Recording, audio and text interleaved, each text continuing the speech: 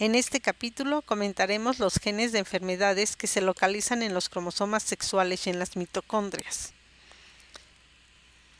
Veremos la herencia ligada a X, tanto recesiva como dominante, el X frágil y la herencia mitocondrial.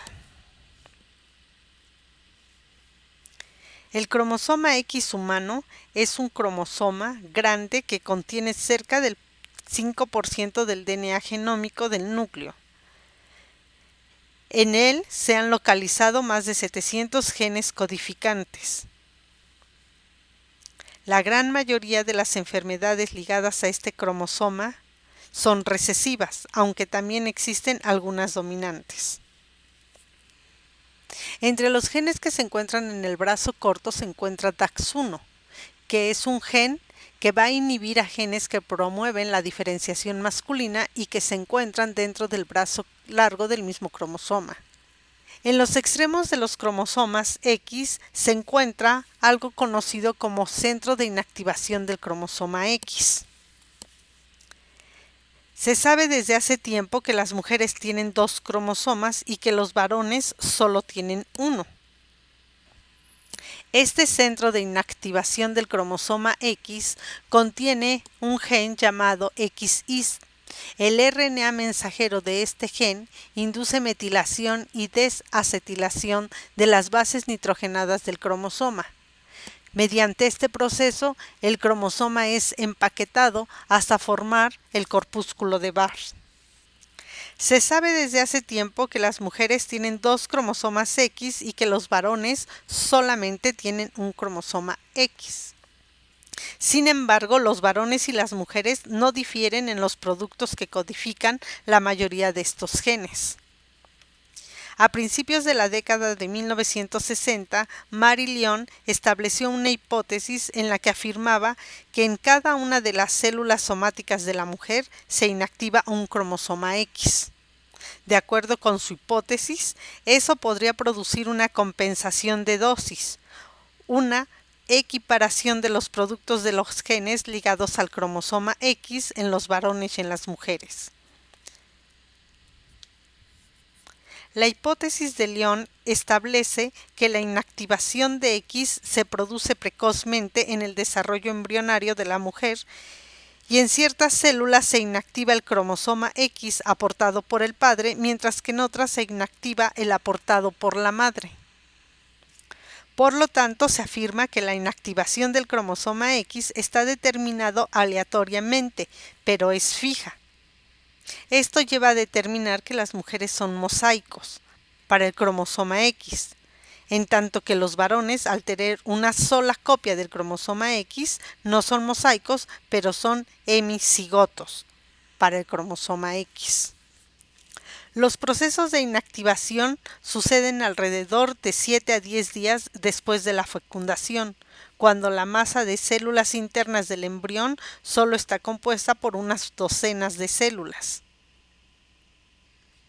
Aunque la inactivación es aleatoria, entre las células que constituyen el propio embrión, en las células que darán lugar a tejido extraembrionario, solo se inactiva el cromosoma X derivado del padre.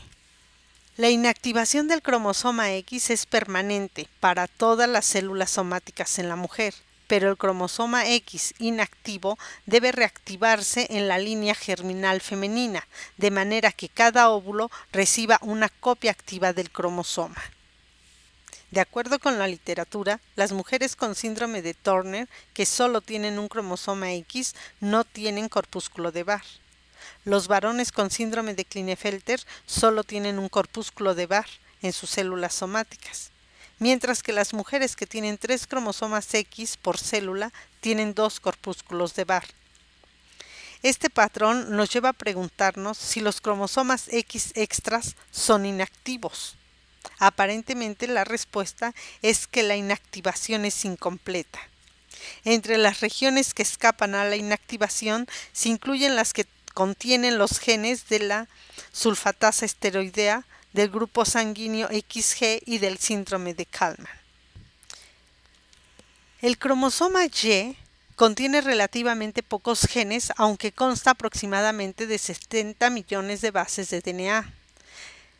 Solo se han identificado hasta el momento unas pocas docenas de genes ligados a él, u holoándricos, entre los que se incluye el gen que inicia la diferenciación del embrión en un varón, y varios genes que codifican factores específicos de la espermatogénesis testicular y un antígeno secundario de histocompatibilidad denominado HY. Un gen muy importante en el desarrollo masculino es el gen SRI. El gen SRI, que se encuentra en el cromosoma Y, tiene como función inhibir al gen DAX1 del cromosoma X, y con esto los genes que promueven la diferenciación masculina se pueden expresar.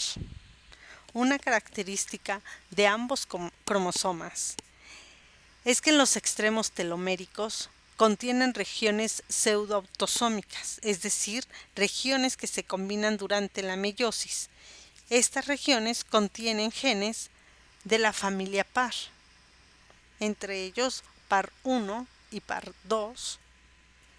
PAR1 es una familia de 27 genes necesarios para la alineación durante la meiosis y con ello una espermatogénesis normal.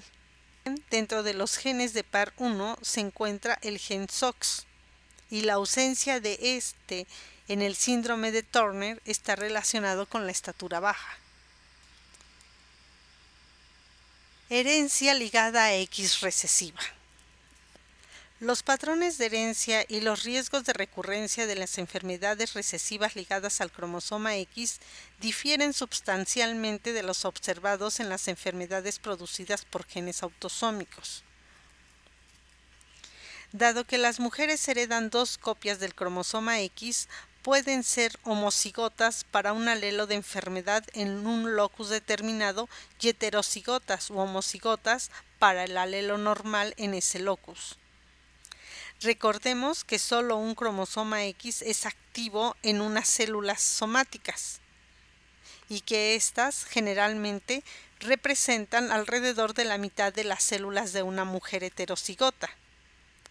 Por lo tanto, la mitad de las células expresarían la enfermedad y la otra mitad de las células expresarían el alelo normal.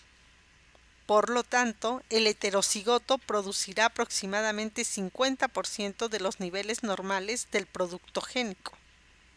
La situación es diferente en los varones hemicigotos para el cromosoma X. Si un varón hereda un gen de una enfermedad recesiva en el cromosoma X, este estará afectado por la enfermedad, ya que el cromosoma Y no porta el alelo normal que compense el efecto del gen de enfermedad.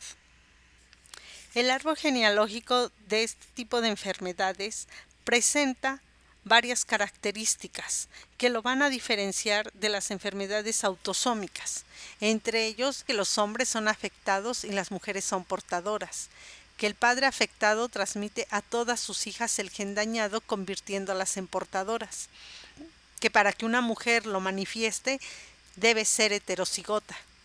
El patrón de transmisión es horizontal y sí pueden existir saltos generacionales. Entre los ejemplos tenemos hemofilia tipo A, distrofia muscular de Duchenne y el daltonismo.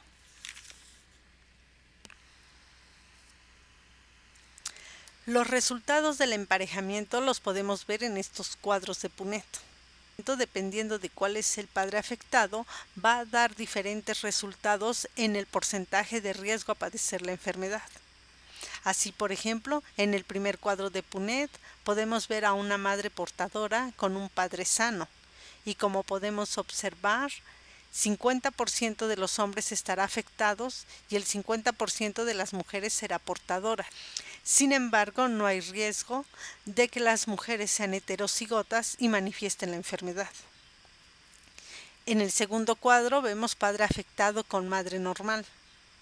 Ahí podemos observar que el 100% de los hombres son sanos, pero el 100% de las mujeres son portadoras. Sin embargo, nuevamente, no existe probabilidad de heterocigotas femeninas y por lo tanto no hay mujeres manifiestas de la enfermedad. En el tercer cuadro podemos ver el emparejamiento de un padre afectado con una madre portadora. Aquí cambia totalmente el porcentaje. 50% de los hombres serán afectados, 50% de las mujeres serán portadoras, pero ya habrá 50% de probabilidad de que las mujeres estén afectadas. Como podemos observar, el heterocigoto XX enfermo tiene un 25% de probabilidades de presentarse en toda la población. Herencia dominante ligada al cromosoma X. Las características del árbol genealógico de la enfermedad dominante ligada a X es que hay una doble frecuencia en mujeres que en hombres. Aunque existen reportes que nos dicen que esto es debido a que los hombres fallecen. No se observa transmisión varón-varón. El patrón es vertical y como pueden observar no hay saltos generacionales. Existen menos enfermedades dominantes que recesivas ligadas a X y su prevalencia es menor. Entre los ejemplos que tenemos está el raquitismo hipofisiario, la incontinencia pigmentaria de tipo 1 y el síndrome de Rett. El tipo de emparejamiento también va a influir sobre el porcentaje de riesgo. El emparejamiento de una madre enferma con un padre sano, de acuerdo con el cuadro de Punnett, es de 50% de hombres afectados y 50% de mujeres afectadas. En el segundo cuadro de Punnett podemos ver el emparejamiento entre padre afectado y madre normal. Como se darán cuenta, el 100% de los hombres son sanos y el 100% de las mujeres van a estar afectadas. En el tercer cuadro tenemos padre afectado con madre afectada, teniendo como probabilidades 50% de hombres afectados y 100% de mujeres afectadas. El término X frágil deriva del hecho de que al cultivar al cromosoma X en un medio con deficiencia de ácido fólico, el cromosoma de los individuos afectados presenta en ocasiones roturas y cortes cerca del extremo del brazo largo. Aunque la prevalencia de una única mutación de X frágil es suficiente para producir la enfermedad tanto en varones como en mujeres, la presencia de la enfermedad es superior en los hombres que en las mujeres. Algunos estudios han revelado que la parte distal del cromosoma X es frágil en un sitio denominado Fraxe, en donde se encuentra el gen denominado FM. El gen FMR1 en la región 5 no codificante contiene un triplete de citocinas guanina-guanina, cuya expansión y consiguiente hipermetilación están asociadas con un fenotipo que incluye retraso mental. Las copias de este triplete en un individuo normal son de 6 a 50, mientras que los individuos con este síndrome tienen aproximadamente de 230 a 1000 o más. Una madre portadora tendrá hijos afectados e hijas portadoras. Los varones que no expresan la enfermedad pero tienen descendencia afectada se denominan varones normales transmisores.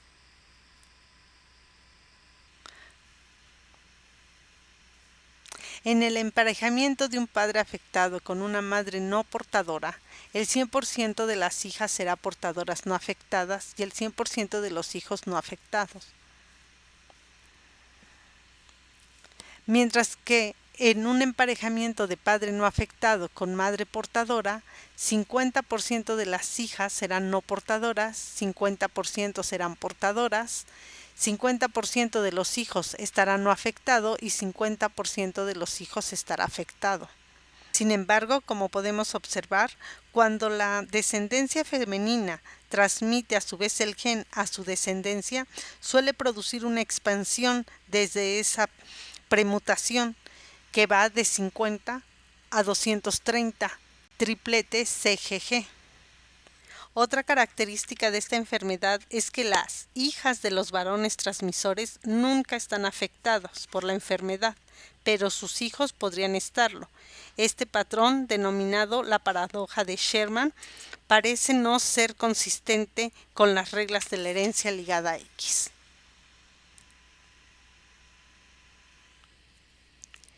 La gran mayoría de las enfermedades genéticas están causadas por defectos en el genoma del núcleo. No obstante, un pequeño pero significativo número de enfermedades se deben a mutaciones mitocondriales. Recordemos que la herencia mitocondrial solo proviene de las madres, al ser las únicas mitocondrias que permanecen durante la fecundación. Como sabemos, la mitocondria es el organelo encargado de producir adenosintrifosfato, fuente esencial de energía para el metabolismo celular.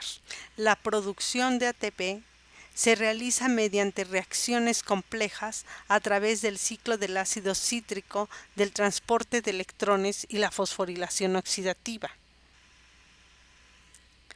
La mitocondria posee sus propias moléculas de ADN, la cual consta de 16.569 pares de base aproximadamente. Están dispuestos en una molécula circular de doble cadena. El genoma de la mitocondria codifica 2 RNA ribosomal, 22 RNA de transferencia, 13 polipéptidos implicados en la fosforilación oxidativa, además de otros 90 genes. La transcripción del DNA mitocondrial tiene lugar en las mitocondrias, de forma independiente de la del núcleo. A diferencia del DNA del núcleo, el DNA mitocondrial no posee intrones.